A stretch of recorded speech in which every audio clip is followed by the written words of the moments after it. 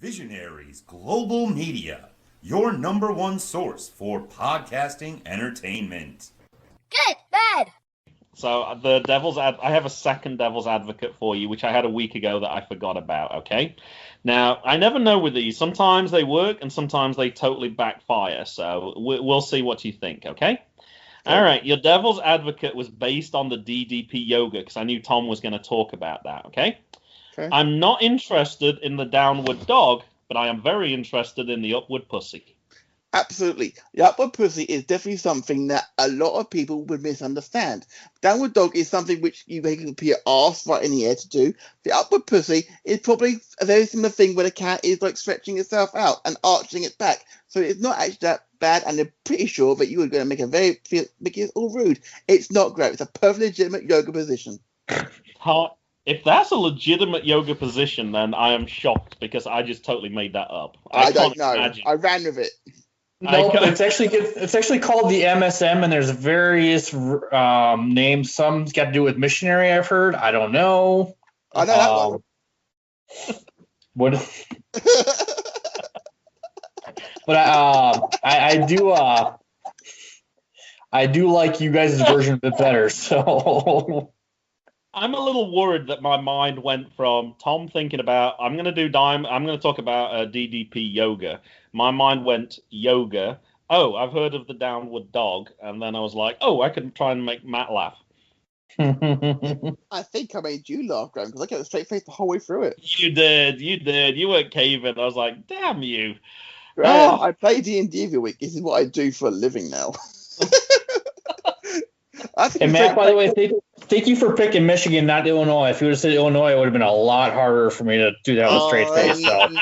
I wasn't going to. I was going to. Well, you were picking up Illinois early on. That's why I didn't pick Illinois. Good, bad. Yeah. All right. I've just said we're not doing bonus material. Bonus material.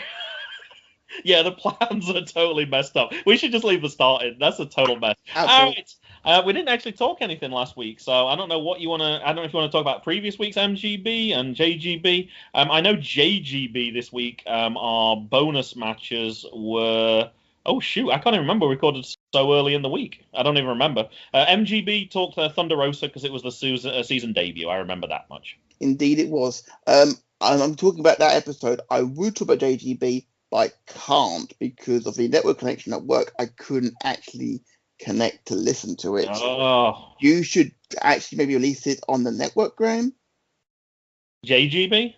Absolutely. I don't know if I don't think I'd be too embarrassed to ask Chad if he would put that on, to be honest. I'll ask him. Right, okay. Well, our viewership is not that high that I think it warrants. Our episode numbers have dropped from 10 listens a week to 2 listens a week, and I think one of them might be me checking to make sure it's working. Right, well, so. Anyway. I can just email you a copy. That might be all we. Okay, so Dimension of Livid. That was you at Capital Wrestling at WrestleMania weekend. Yeah. It was amazing. He walked past and he did a triple take. That was great. Yeah. It happened at UEW as well, and I mentioned UEW because they're debuting again. Their show is coming back tonight. But yeah, he walked past. He was like, "Oh, bye guys," and we were like, "Bye," and I was like, "Oh, that was Livid." Of course, Jack Mason knew because I whispered it to him. Jackson had no idea who that person was because at that point, I don't think he's ever seen Livid without his mask, and we're keeping it that way. Good. You were talking about makeup a little bit. About people applying it, sort of thing. You should really watch RuPaul's Drag Race. You get some tips. But, it's great. It's a great issue as well. WWE Network is not closing down, Graham. It's just moving. And also, it's only in the US as well. I've become very ethnocentric. I hadn't realized I've taken on a very American trait. Somebody was offering a 3 months a prize of a 3 month subscription to the network, and I kind of jumped on. I was like, "Yeah, but it's closing in a month." And someone was like, "Not in the UK, it's not." And I was like, crap! I become all American and only focused on my own country that I live in. I hated myself for it. Catch me if you can. Is it really Mason suitable? I didn't know he'd seen that. Yeah, no, I was kind of a little taken aback by that as well when he mentioned he'd seen that. Yeah. Mm-hmm. You're talking about hockey goalies. James used to be a hockey goalie. Oh, are you talking field hockey or ice yes, hockey? Field hockey. Okay, I have a feeling we were probably talking ice hockey. Hockey in America is ice hockey, and the other hockey is field hockey. That would be the designation. He was the goalie and the best player on their team. What did that tell you about the team? I played goalkeeper for the hockey team as well. We had one game. We had our star goalkeeper was out injured and wasn't available, so I did it. And the helmet was there was only one helmet, and it was the wrong size for me. It was too small, and I had pressure put on the side of my head the whole game. I had a massive headache. It was terrible. And then thankfully that person was not sick the next game, and I never did it again. But it was great fun. Excellent. Goldberg spear is not a finisher, Mason. Oh no, it's the jackhammer. That's the setup. Mm-hmm. Oh, Yes. well played, sir. Indeed. Mason, you can totally use. We're out of here, by the way. You can totally use it. It's no problem. We had snow days. We've already recorded episode 2, 3, 4. He's running with it. He said we've already said what the finish is, so he's using that now. I can't remember what it is, like MGB, and we're out. Peace, or something like that. If he's happy, go for it. Fine. And water foods. Boom. Bash at the Beach is WCW pay-per-view, which WWE owned the rights to, of course. Uh-huh. So that's why it can't be Bash at the Beach. You're talking about Britt Baker. She was in the crowd at War Games 2019 when Cole was dropped from the top of the cage via the air raid crash. Mm-hmm. And Triple H was asked why she was on camera, and is that a problem with AEW because of that? And he said the camera guys just looked in the crowd for someone who was looking concerned, and happened to fall on her.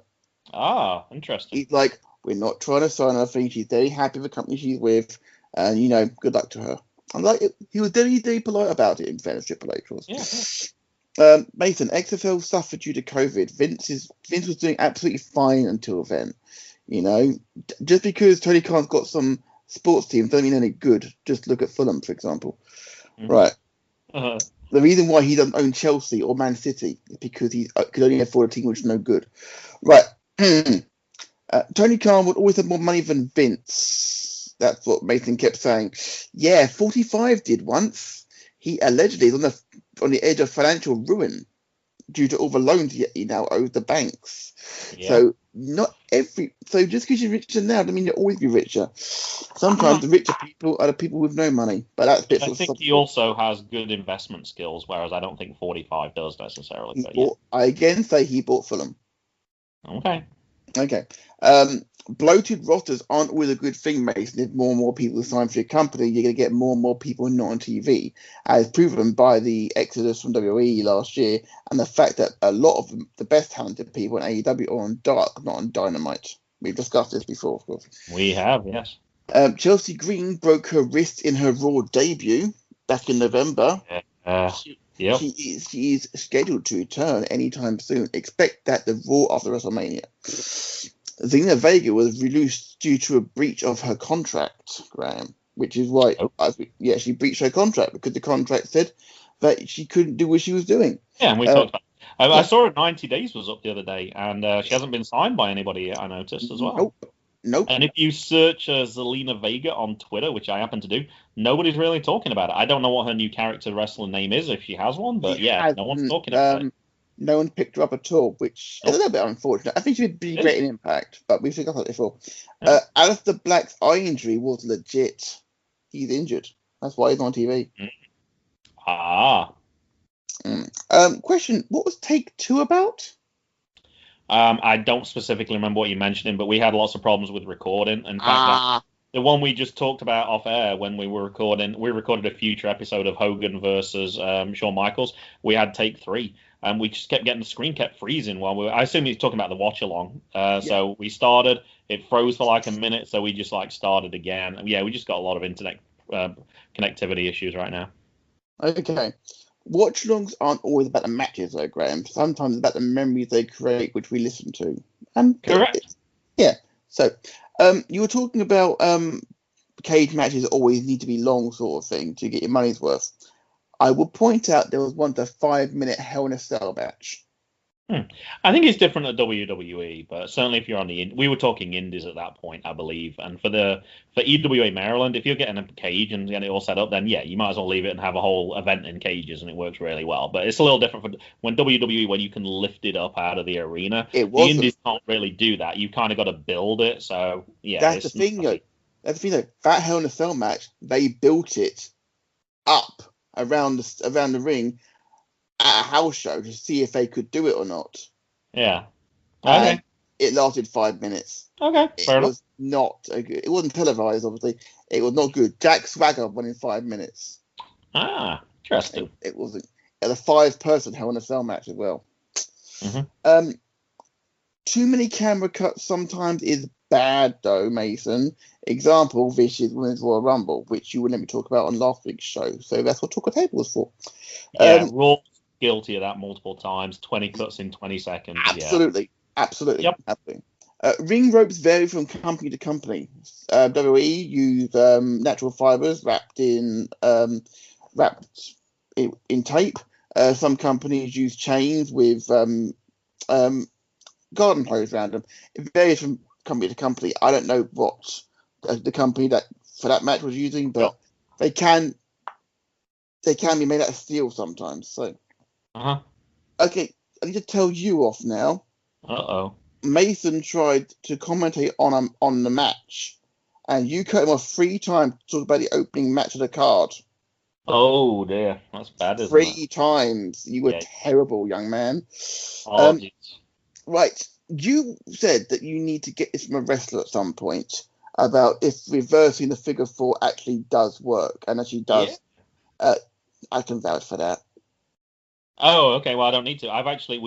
I can announce officially then we have the next person booked for MGB at an interview. I won't tell you who it is yet, but March 7th, I confirmed today, and that was one of the questions I had on my list ready to ask that person. I look forward to hearing that. When the reversal happened, because obviously their knee is on top, you're then pressing down on their knee, so it's causing them the pain. Therefore, Okay. they have to release the hold. You mentioning about in Texas doesn't get cold. That didn't age well, Graham. Oh dear, that comment didn't age well, did it? No, it didn't. It didn't cool. I'll try and do a 24-hour review, Graham. I'll try. I'll try. No. Let me tell you a little ahead because you haven't listened yet. So episode 2 features the first 1 hour of the 2-hour Iron Man match, and by the time we got to episode 3, we didn't even review for the whole hour. We watched 10 minutes at a time and recorded what we saw for 10 minutes because it was just 2 hours was even too much. The end of the next one with Jordan Oliver, it was just too much. Too much. Okay. And the last thing I've got to talk about is Mason. I agree with you. Jackson should review Santino's performance at the Royal Rumble. He should do what? Sorry. Jackson should review Santino's performance at the Royal Rumble. Okay. The 2011 Royal Rumble. Ah, wow. Okay. Where, as he will know, because Jackson is full of stats and facts, Santino was the runner-up. Ooh, okay. And then was in the Elimination Chamber the following month and was the last man in against Daniel Bryan and was half a second away from winning the World Heavyweight Championship. Wow. Okay. With the Cobra. He looked like he did that at the table the other day. I was like, "Did you just do?" And he's like, "No, I don't know what he was doing, but it looked like he was repeating that." How about the Cobra? Hiya! Hi. I actually know the match where he actually started that for the first time. Ah, okay. It was in the handicap. It was in the match against the Big Show the night after Big Show turned at bragging rights, which you saw, of course. Yep. The night after that, there was a no-holds-barred lumberjack match between Triple H and the Big Show, and that's when Santino did the Cobra for the first time. He caught on. It did. It certainly did. Yep. Anything you want to talk about my show this week, Graham? Talk with Table. What do you think?